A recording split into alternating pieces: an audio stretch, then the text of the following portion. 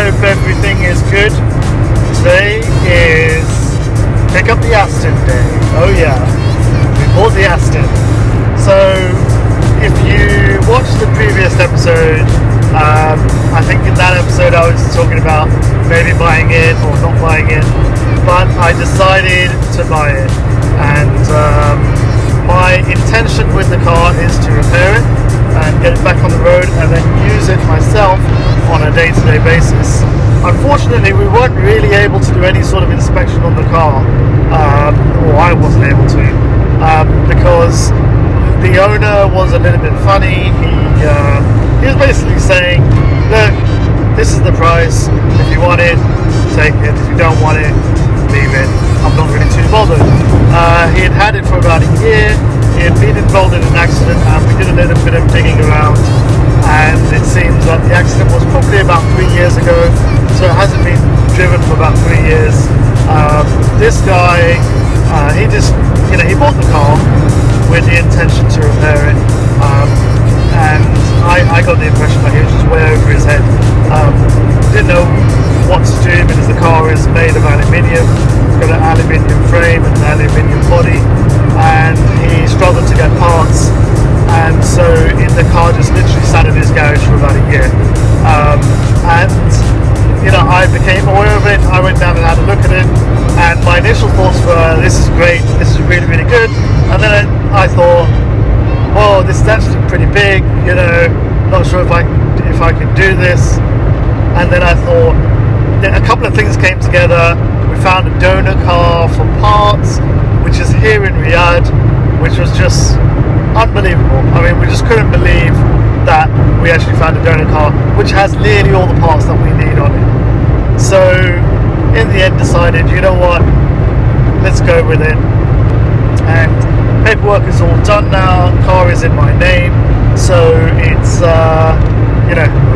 I figured, let's get the car into the workshop, put it on the ramp, and then we can have a look at the underneath and see what other damage that there is, and we will get a good idea as to whether it's actually worth repairing.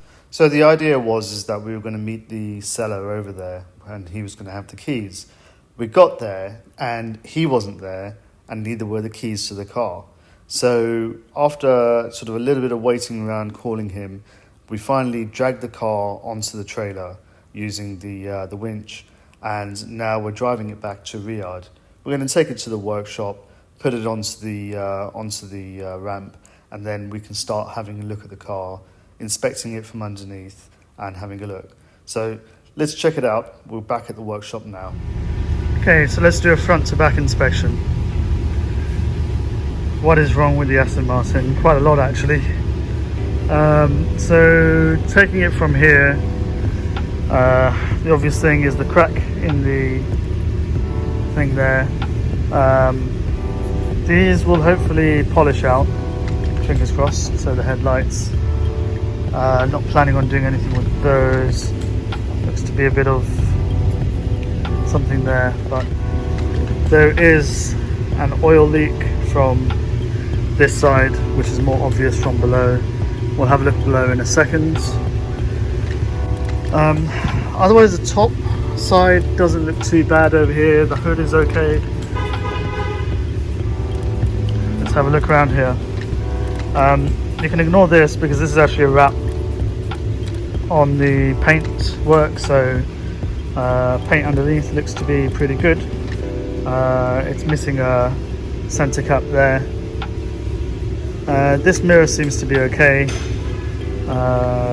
This door seems to be fine, and this opens and closes without any issue, so that's all good. This opens fine. It opens nice and wide. Is there anything there? Yeah, there is something there. Not going to know until we properly clean it, but there seems to be something there, but we know that there is because there's this damage here, so this needs to come back. This appears to be fiberglass, which is surprising. I never thought it was fiberglass.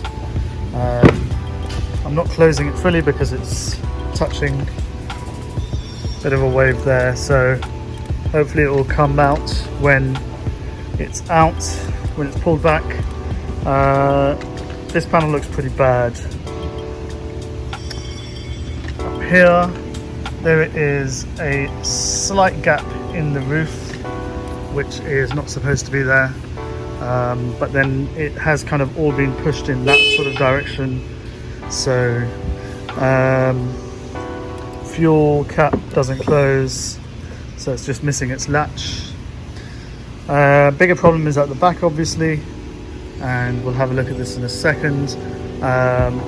This looks a lot worse than it actually is. It's actually one of the hinges on the inside has snapped as the body's come over this way, and it snapped one of the hinges, and so that's the reason why it's not going down fully. I've got the rubber over here for the surround, so that's all in one piece. This is actually the bumper.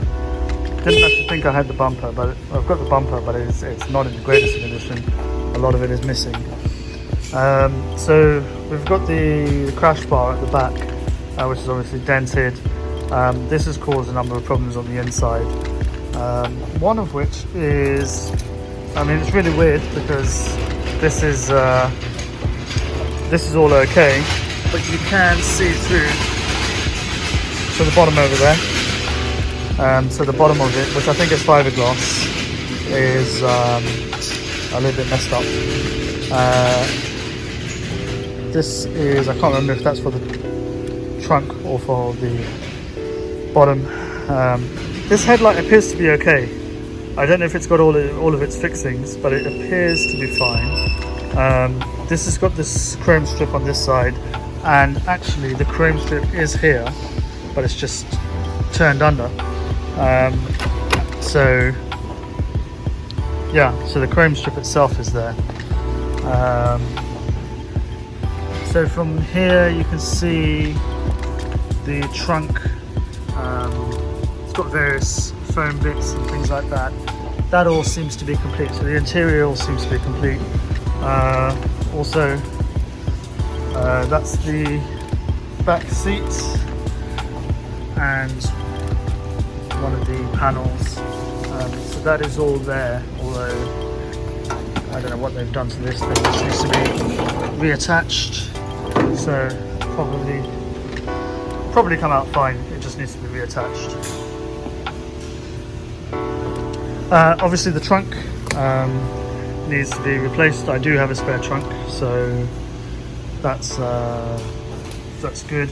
We got all the exhaust bits as well, all the exhaust tips, but when we raise it you'll see the state of the exhaust, so that's something.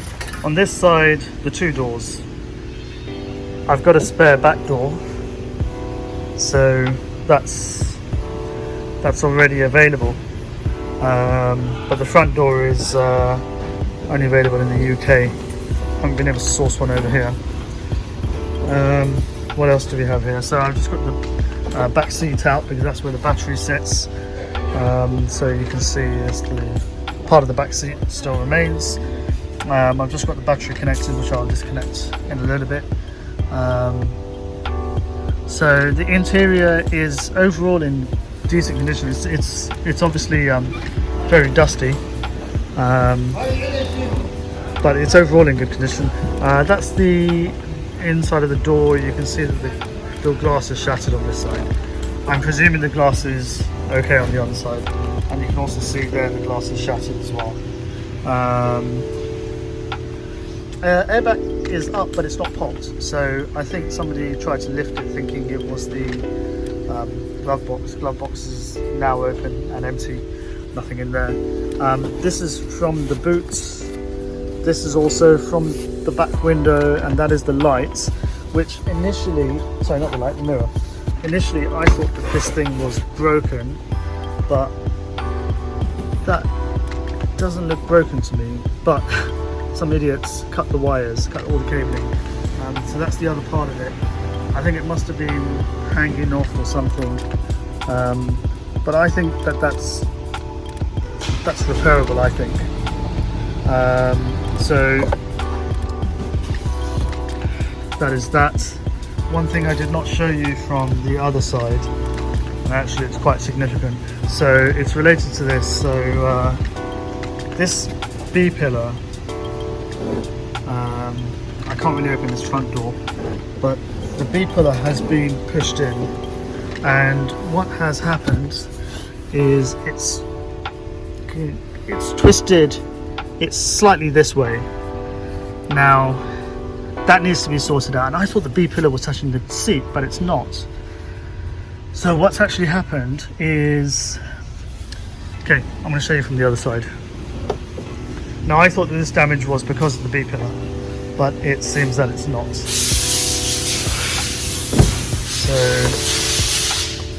So if you see this, right, there's a huge gap here, huge gap, and you look at this, this is all out of line all the way to the front. So this has shifted over, and it's even cracked that there. So this has shifted over. Still can open it. That's right up next to it. So something is not right there. I thought it was the B pillar on that side, but I'm not entirely sure. Not entirely sure. The thing is though, underneath it doesn't look too bad. So let's have a look anyway. Okay, so now we're going to do a front to back walkthrough. So this is driver's side. This doesn't look too bad. Everything looks straight here. This side's a little bit different. Part of the suspension, I think it is. So there's obviously something that needs to be done there. There's oil dripping from here. Now this, I believe, is an airbox. I'm not entirely sure. Maybe it's not an airbox, but I mean, I thought it was an airbox. Over here there's this hose which was out, so I'm presuming it hasn't got any water in it. But we need to do a proper check. We did just hand crank the engine, and it seems a little bit tight, but it was turning. Now the rest of the car here, it seems pretty straight. It doesn't seem like the damage has come through to the frame at the bottom, to the chassis, which is good news. That's really good news. It means that we're dealing with just top end repair. And as we go through, you can see overall, you know, there seems to be this over here. I don't know what's caused that, but that would need to be repaired. But that seems to be a pretty easy repair. It's probably just fiberglass. Right, so this here is where the trouble starts. So what I'm going to do is I'm going to go around the back actually and then face forward. Let's start from over here, because some of it's actually quite funny. So that section there, it's not too bad. I mean, it's still in shape. So it's retained its shape. You've got the air ventilation sections on that side, which are good, and we know that the quarter panel on that side is good. On this side, it's a little bit misshapen. Again, fiberglass, but it seems to be. So if you look at the angle of that there, let's have a look over here, see what it's supposed to be like. It is upward facing as well. So okay, crash bar we know was already damaged. The exhaust is damaged. Now the bizarre thing is I think somebody has stuffed that, so I'm guessing that there was a previous accident and they've stuffed it to control the sound. The bigger problem is this here. So we got a crack in the rear subframe, and there's a little crack here. Probably help if I turn the light on. There's a little crack there, and because of that, and there's a crack there, because of that, the back wheel on this side was just at an angle, wasn't straight at all. You can see the tyre, the alloy. Hopefully they're usable, salvageable. So the rear subframe needs to be done. Now the suspension itself looks to be okay. Right, the dampers look fine, these coils look fine, can't see any damage there. I don't know if that brown is fluid that's dried on the suspension there. None of that seems to be twisted or curved. A little bit of damage to this radiator there. But on the whole, not bad. Not bad. It's not great, but it's not bad.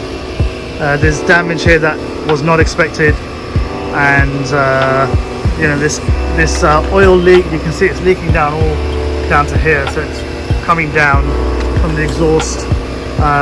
They're going to give it a compression test, take off the spark plugs and have a look inside, so we'll be able to see. We haven't started it yet because we don't have the key. The key comes in a couple of days, and then we'll know what we're dealing with. So that's kind of where we are with it for the moment.